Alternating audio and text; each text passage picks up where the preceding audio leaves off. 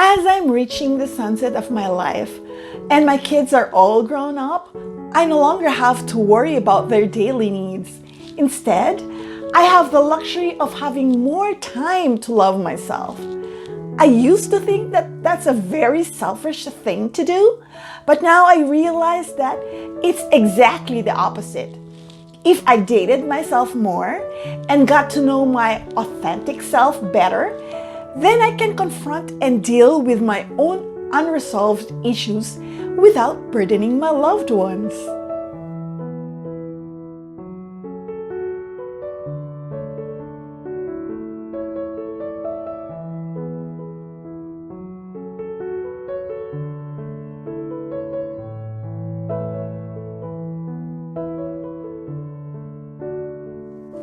Where do I begin to tell the story of how great a love can be?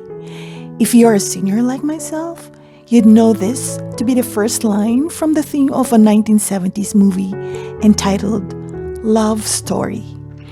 In my teens, I envisioned the perfect love story of a couple holding hands, walking bare feet by the beach, the wind gently caressing their faces, radiant with love, whispering sweet nothings, their eyes showing complete adoration towards each other. Voraciously consuming hundreds of romantic novels in my puberty must have painted that rose-tinted version in my mind.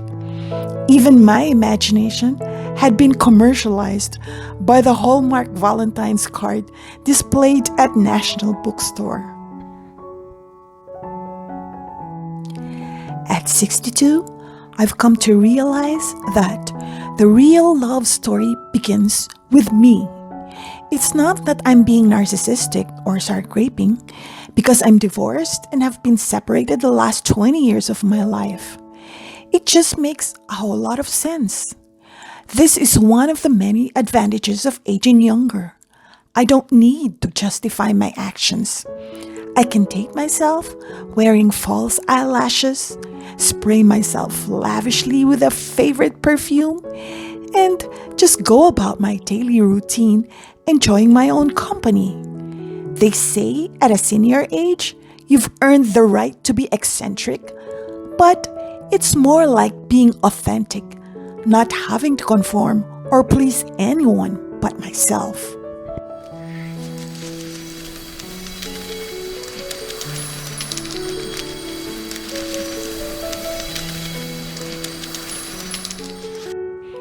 My mom, bless her soul, used to repeat charity begins at home so often that it had become the favored expression in our family. She was so right. Charity and love begin at home, my own being and God's temple no less. For how can we love others unconditionally when we love ourselves but conditionally? How can you give something you don't possess? Unconditional love begins at home. Create a warm and loving home within you so others can take shelter in yours. But what is unconditional love for oneself, you ask? It means loving every bit of that gray-haired, flabby, and wonderfully wrinkled person looking back at you in the mirror. It means ridding yourself of that cruel, disparaging self-talk that your brain seems to automatically and mercilessly release when you make a mistake. The internal blabber is like that of a nagging and belittling mate. My internal reproach was, "Why are you so stupid and such a retard when it comes to directions? Getting lost when you've only been here 100 times? Come on, Irene." So, what is your self-talk?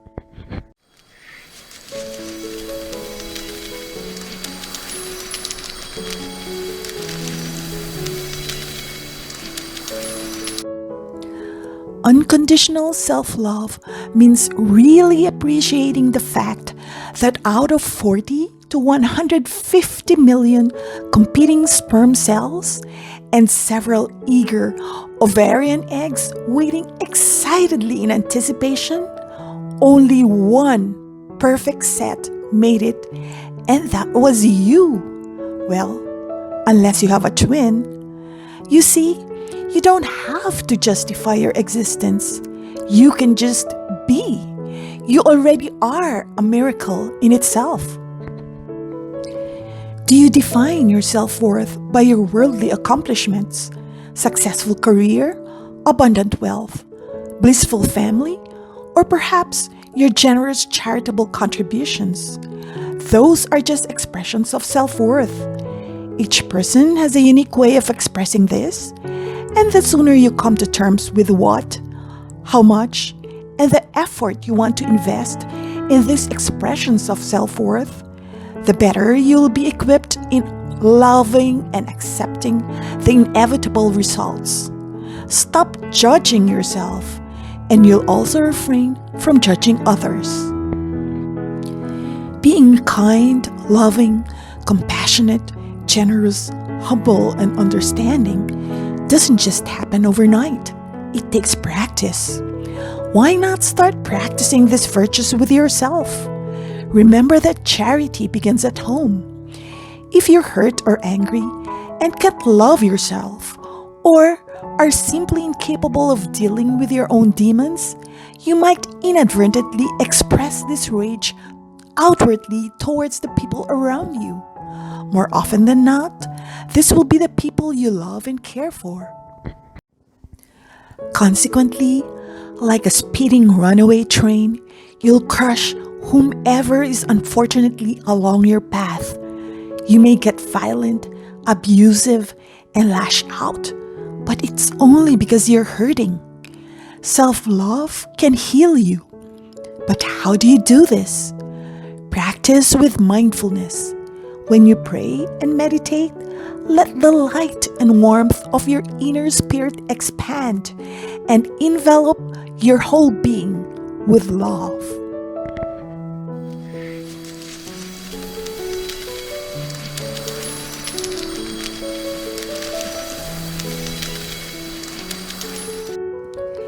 Know that in the present moment, the Spirit is there for you. When you feel secure in its love, then you don't have to suppress the pain and suffering causing all the anger and pent-up emotions. Understand it, be compassionate, and be kind to yourself. Be authentic and true to yourself. Be in touch with your inner child when you didn't have to pretend to be so erudite. Peel those layers of fabrications that you've been covering yourself with just because you think pretty lies behind your official press releases sound better than the ugly truths. Like peeling and cutting an onion, they may initially bring tears to your eyes, but in the end, they will make the concoction of your life more flavorful. Invariably, with practice, you'll soon stop blaming and mistreating others for your pain. The buck stops with you. Take responsibility for your feelings. Treat your loved ones as pillars for support, but you are the vine who can either grow abundantly around the pillars or wither and die despite their solid backing.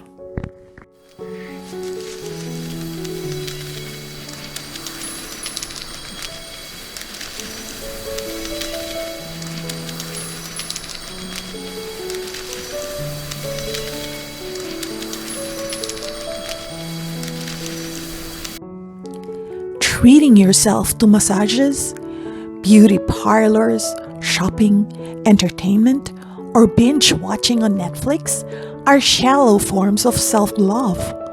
Like dating someone you want to have a deeper and more meaningful understanding with, quality time means having conversations until the wee hours of the morning, knowing each other so well you start finishing each other's sentences.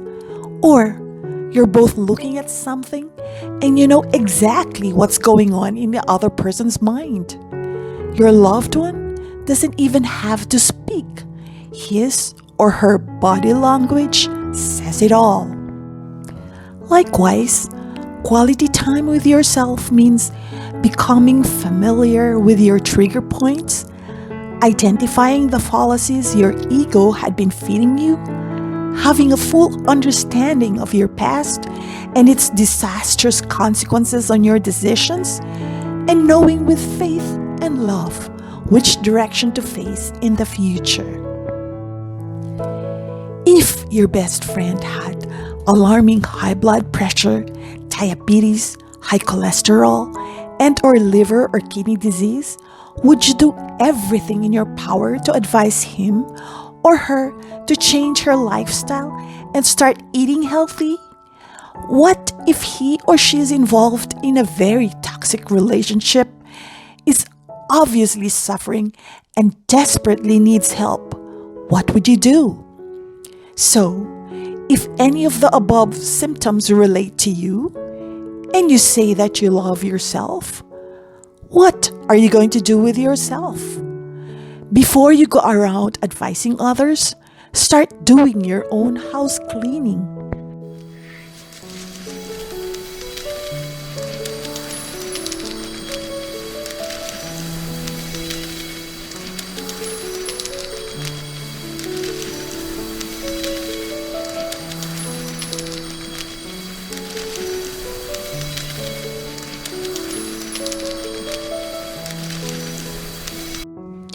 In summary, your love story begins with you.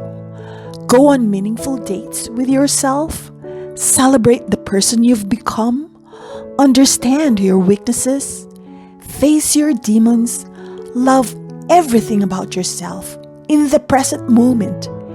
Care for that temple temporarily lent to you like a vigilant homekeeper.